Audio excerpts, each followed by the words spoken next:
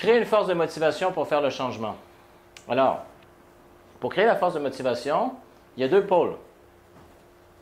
Il y a deux pôles chez l'être humain qui l'amènent à faire un changement. Il y a la douleur et le plaisir. Alors, des fois, j'ai déjà eu certaines formations où les gens m'ont dit « Oui, mais nous ne sommes pas des animaux. » Tu sais, je veux dire, on est plus que juste douleur, plaisir. Donc, absolument. Je dis, l'être humain a une capacité cognitive de donner un sens aux choses. Je veux dire, pensez-y, il y a des êtres humains qui vont se taper 42 km pour le plaisir, à courir. Il n'y a pas un animal qui va faire ça. C'est parce que... Sauf pour se nourrir. Hein? Sauf pour se Oui, pour se nourrir, mais généralement, ils voient de quoi manger, ils vont y aller, puis ils ne vont pas commencer à courir pour le plaisir. Puis... Non. Donc, si je prends, mettons, l'exemple d'un effort physique. Donc, l'exemple d'un effort physique, il y a des gens qui se sont, par exemple, jamais entraînés. On dit, s'entraîner, ça fait mal dans les muscles. Non, j'aime pas ça comme expérience. C'est douloureux. Puis après, ils réalisent que pour leur santé, ça serait bien. Puis finalement, ils arrivent à commencer à le faire. Puis ils reçoivent tous ces signaux de douleur des muscles du corps qui arrivent au cerveau, puis c'est douloureux. Puis même la respiration.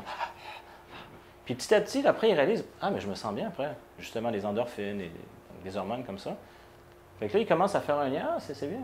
Puis la fois suivante, là, ils sentent les mêmes signaux de douleur qui arrivent du corps, mais là, ils l'interprètent d'une manière différente. C'est je suis en train de me faire du bien. Donc, c'est juste de voir la même expérience être transformée par le sens que l'esprit donne. Et c'est pour ça qu'à travers des signaux douloureux physiques, mais même des efforts, on peut faire des efforts intellectuels, des efforts émotionnels. Mettons, des fois, on travaille sur des projets pendant des heures, des jours, des semaines, des mois, mais on en retire un plaisir. Donc, c'est là la distinction chez l'être humain, c'est selon le sens qu'on donne aux choses. Donc, c'est pas seulement, je veux dire, stimulé et fait comme, mettons, on pourrait du conditionnement avec certains animaux. Ça va, on a cette notion, si on prendrait l'exemple de la terminologie de Michael Hall, de réflexivité. On donne un sens aux choses. C'est notre capacité à donner un sens aux choses. Ça, c'est des notions, je vais revenir, mais pour l'instant, ce que je voudrais juste que vous reteniez, c'est deux aspects au niveau de la motivation. C'est la douleur et le plaisir. Dans le sens qu'une personne veut faire un changement, puis c'est comme ça, ouais, il faudrait bien que je fasse tel changement. Ouais, il faudrait, ouais. La personne, puis elle peut arriver, puis l'année suivante, vous la voyez, ouais, je devrais faire tel changement. Okay. Puis ça peut continuer comme ça pendant des années. Puis à un moment donné, tu dis, donc c'est ce que tu vis en ce moment, OK. Et comment tu trouves ça? C'est correct, ça va. OK. Puis des fois, une question aussi simple que, et pendant combien d'années encore tu veux vivre ça? Oh! C'est plus pareil. Parce que pendant qu'on est dedans, on rationalise. Puis on fait avec. C'est bien. Mais si tout à coup, on remet les choses en perspective, c'est non, ça fait des années que je vis ça. Puis là, je réalise que je ne veux plus vivre ça. Là, on crée la douleur. Et on peut aller dans ce sens-là. Mais tant que la personne était comme dans un genre de confort inconfortable, mais juste à la limite, ça allait bien. Mais c'est justement, là, si on crée la douleur, ça permet à la personne de dire, OK, c'est plus acceptable.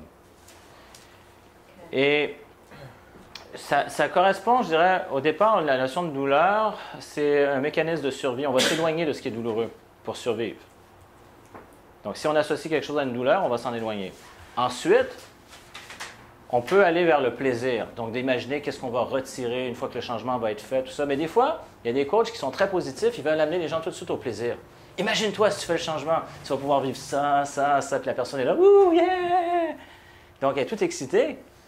Mais si c'est une personne qui est plus, par exemple, dans les métaprogrammes qu'on verra, qui est éloignée de la douleur, sur le coup, elle est excitée, mais il ne s'est rien passé.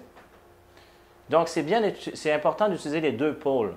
Et ça, c'est des choses qu'on va approfondir, qu'on va utiliser ensemble pour créer, ce qu'en anglais, ils disent leverage, un effet de levier. Un effet de levier qui va permettre le changement.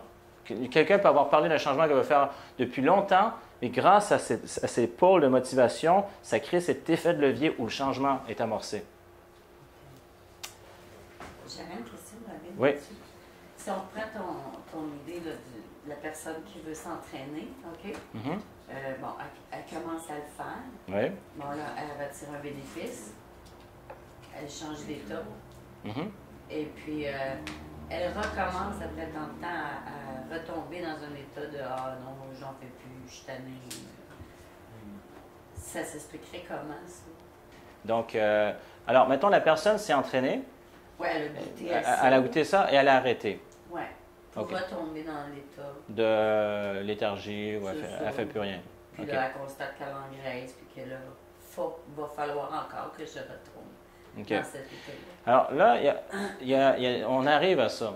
Ce dont tu parles, entre autres, ça touche à la notion de conditionnement. Il y a un cap à passer. Une fois qu'une personne a passé un certain cap, elle devient accro à l'entraînement.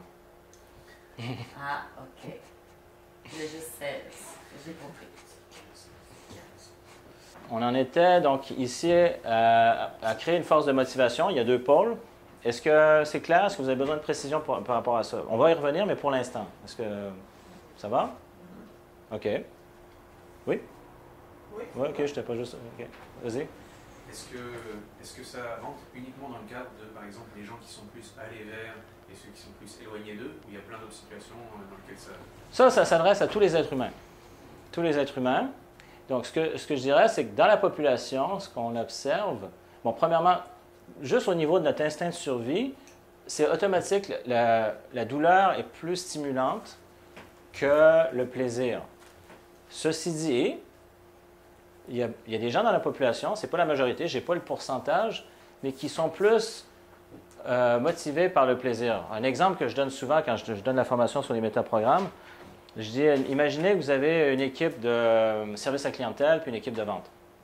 Alors, l'équipe de service à clientèle, on leur dit, bon, ben voilà, donc on a un nouveau programme pour nos clients. Fait quand vous leur parlez, vous allez leur parler de tel nouveau produit ou service qu'on a en même temps. Puis, en ayant fait ça, ben, on a un objectif et ça va vous permettre, donc, en atteignant cet objectif, où on va avoir justement un bonus ou un voyage à gagner. Puis là tous les gens de l'équipe sont tous contents. Yeah! Fait que là, on leur a parlé de plaisir. Puis tout à coup, on arrive un mois plus tard, il ne s'est rien passé. Vraiment, ils ont fait le minimum. Puis tout à coup, on dit, écoutez, là, ça va vraiment pas bien. C'est plus une option, il faut vraiment le faire. Puis, donc, s'il vous plaît. Puis là, les mois passent encore, un autre mois, 2 mois. Puis à un moment donné, c'est comme, écoutez, c'est vraiment, si on veut justement passer, on est dans des, je sais pas, on dirait une époque économique plus dure. S'il ne se passe rien, il va falloir qu'on coupe des heures, qu'on coupe des postes, puis comme, wow! Là, ils se réveillent. Puis ils se mettent à passer à l'action. Parce que c'était comme, ils étaient excités, mais en même temps, c'était pas dans leur modèle. Là, je fais une grosse généralisation, là, parce que... Puis par exemple, j'arrive à l'équipe de vente, c'est comme, je dis, bon, alors bonjour tout le monde, donc voici nos objectifs. Alors je voulais vous dire, si on ne les atteint pas, éventuellement on va être obligé de couper des postes. Donc pour l'instant, dans l'équipe, tout ça, puis à un moment donné, l'équipe arrive et dit, arrête, là tu nous démotives. C'est comme, parle-nous de ce qu'on peut atteindre. Parce que, mettons, ils ont plus cet esprit où on veut atteindre un objectif. Ah, c'est vrai, je m'excuse, OK. Bon, alors voilà. Donc, si on atteint cet objectif, il y a un voyage à gagner à tel endroit, il y a tel bonus, etc. OK, all right. Maintenant, tu parles notre langage. Donc là, évidemment, j'ai fait une grosse généralisation, comme quoi les gens dans un service étaient plus éloignés d'eux ou dans un autre service plus allés vers. Mais on peut reconnaître des schémas selon les professions, effectivement. Donc, tu vois la différence? Mais ceci dit, donc ça veut dire que on peut motiver une personne un peu avec la douleur, mais si la personne est plus allée vers, donc c'est une personne qui est habituée de foncer, puis qui aime les opportunités, créer les possibilités, on ne va pas rester là trop longtemps parce qu'à un moment donné, on commence à l'agacer. Elle veut rapidement se connecter là-dessus. Il y a des gens qui ont plus besoin qu'on leur tape sur la tête, bang, bang, bang, puis ça fait mal. Après, on peut aller vers le plaisir. C'est bon? Oui. OK. On tape gentiment, hein? On pose des questions. Donc, alors, l'étape... D'autres questions par rapport à ça? Non, ça va?